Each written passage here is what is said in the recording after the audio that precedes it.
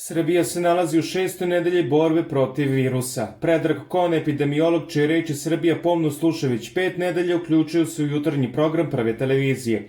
Voditeljka je odmah na početku konstatovala da ga je pre neki dan prvi put videla sa blagim osmehom, što ju je ulilo nadu, a onda se Kon još jednom osmehnuo na ovu konstataciju.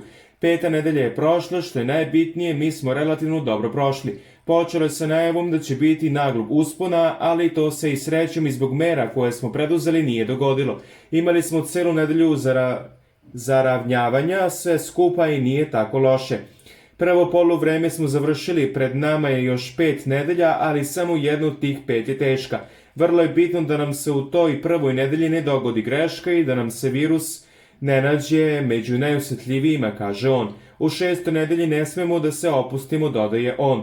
Posle toga virus gubi svoju snagu i sposobnost prenošenja, ali i virulenciju, sposobnost da izazove tešku bolest. U periodu pred nama se sve to gasi, završava, rekao je Kon. Nije bilo hrabrujuća vest da juče virus ušao na Institut za onkologiju i dom za stare, ocenio je naš stručnjak. To su informacije koje su tačne i bitno je da se odmah reaguje. Svi zaposleni koji su pozitivni ili imaju simptome su odmah uklonjeni. Svaka zdravstvena ustanova gde se to otkrije bude dezinfikovana vrlo brzo. Svi zaposleni koji imaju tegobe se sklanju s posla i sve je pripremljeno za takve situacije. Bitno je za naše građane da te bolnice i dalje funkcionišu. Sve se izmešalo i zdravstveni sistem je najviše pogođen. Svi trpimo sa ciljem čuvanja života. Učinjeno je sve što mi za sada znamo i možemo, objasnio je Kon.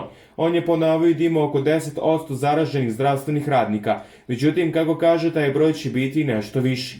U Evropi je to 10 do 26%, to je očekivano. Ja sam insistirao na pravilnoj pripremi i korišćenju zdravstvene opreme.